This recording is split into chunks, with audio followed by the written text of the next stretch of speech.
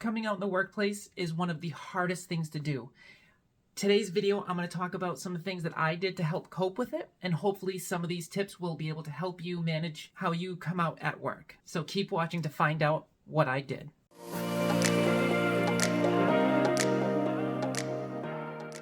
Hello everyone, welcome back to my channel. My name is Michelle, and thank you so much for watching. Please like and subscribe to my video. It would help me greatly.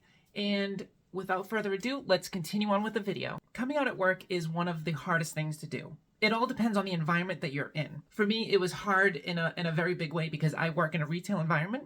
In retail, you're dealing with customers all day long. You're exposed to the public, and I found that it was very, very challenging. It was very anxiety inducing.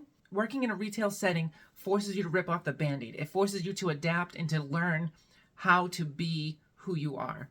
It puts you in a situation that's extremely uncomfortable, obviously, and it makes you figure things out very, very quickly, like thrown to the wolves, so to speak.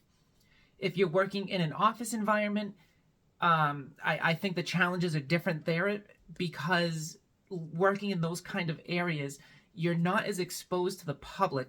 You do have coworkers that you have to be around, but at the same time, you're more isolated. So learning public cues, seeing how people react, facial expressions, body language, tones of voices, things like that, you're not going to get the same experience. So it might be a little more challenging if you work in that kind of setting or environment. A tip or recommendation for that would be making sure that you are going out to public places as much as possible to try to get as much exposure and so that way you can learn how you feel out in the public. And I would start off in small doses. I wouldn't necessarily just go do a whole bunch of things. If you want to, that's fine. But if you're a little more timid and you have a really high anxiety about it, then I would definitely just maybe go for a drive in your car, those kinds of things, and just go through a drive-through, go through a small store, something like that, where maybe you can kind of maneuver around and you don't feel so out in the open and exposed. Coming out at work, back on topic, coming out at work, once when I was ready to talk about it, my nerves, my anxiety was through the roof. There's no getting around that. This is something that you can't avoid. Some people, it doesn't bother them. They just kind of go blurt it right out. Me, I was kind of beating around the bush a lot. It was very challenging for me to speak and to tell how I felt on the inside and to make them understand what I was looking to do. Some people were shocked, others not so much. Others were very open and accepting about it.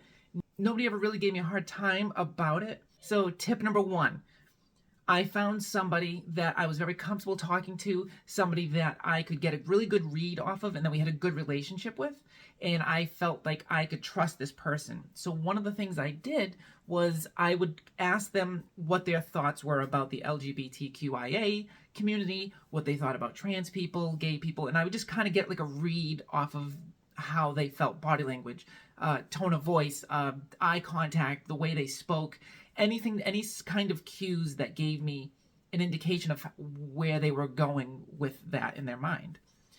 So once when I found that one person, I finally made time to say, hey, can I talk to you about something?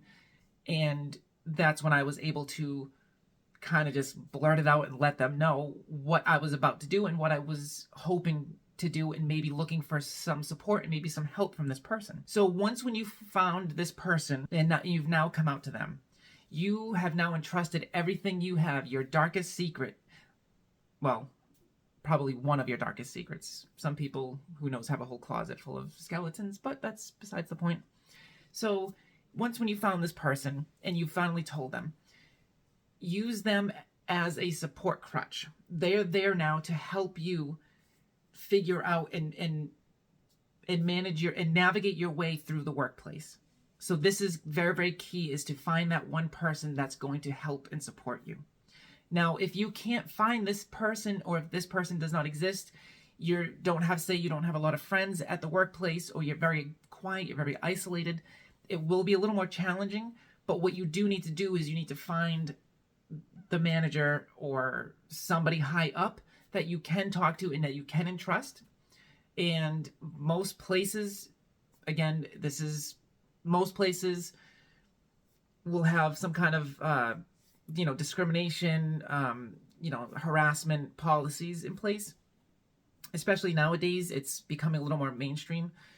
So what I would do is I would find them, contact them somehow, and have them sit down with them and let them know what you would like to do, let them know about you, and that you are looking to transition into a woman or transition into a man. At that point, you need to make it very clear to them that you have a lot of anxiety about this and you're afraid that people are going to harass you at the workplace and those types of things. So you want to make those things very clear and very aware to your boss or to whoever you work for, and make sure that you're not getting this extra special treatment because you want to transition. Not everyone will agree with what you're doing, and that's fine. They don't have to. It's none of their business what you're doing.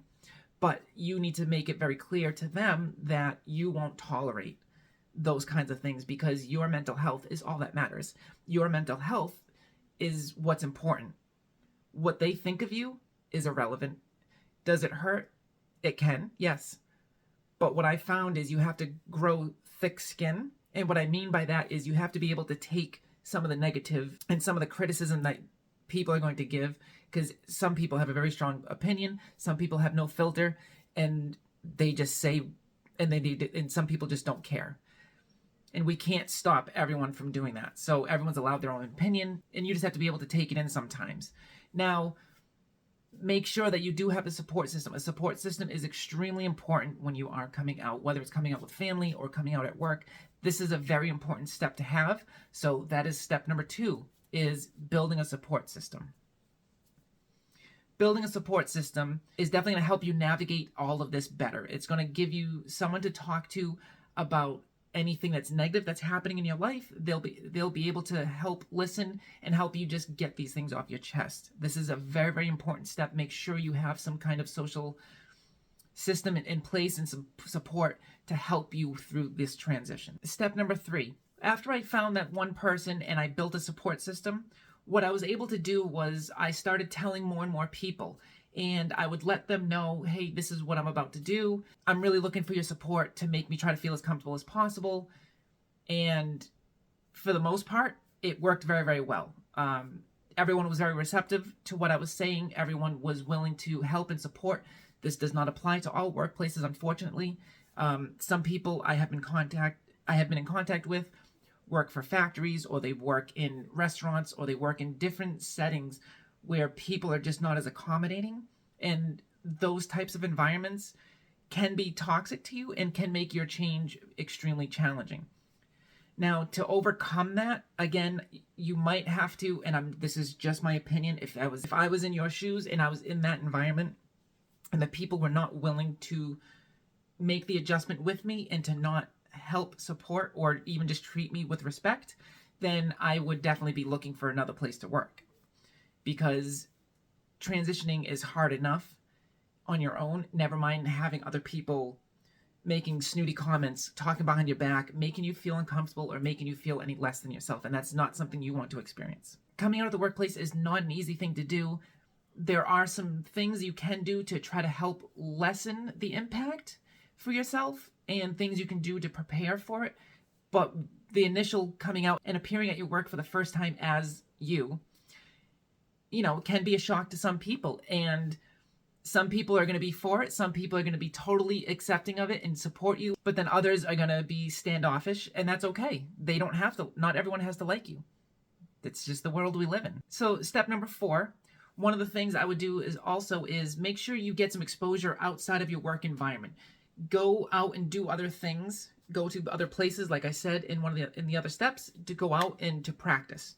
Now, practice is everything as well. When you first become you and you're going to your work for the first time, you're going to feel very insecure, very anxious, very nervous. You're going to be scared, and you're going to have a range of emotions. So it's best to have some practice in the real world as your new self in order to make yourself more comfortable or feel more comfortable at the workplace. I think that will definitely help make the transition a little bit easier, so that way you can kind of gauge where people are with where you're at. Be in groups with people that support you. Get rid of the negativity and make sure that you have that social environment that's going to make you feel inclusive and that's going to make you feel good about yourself. When you have all of that done, then I would set a date in mind and let everyone know, hey, tomorrow I'm going to be coming in as so-and-so, and this is going to be the new me from now on. Thank you, everyone. That is all I have for today. I hope you enjoyed my content, and I really look forward to hearing about your journey. So please leave some comments down below and let me know how your coming out at work is going, or went, or has not happened. Let me know if there's anything I can do to try to help. Thank you all again so much. Please like and subscribe to my video, and I will see you all in the next one.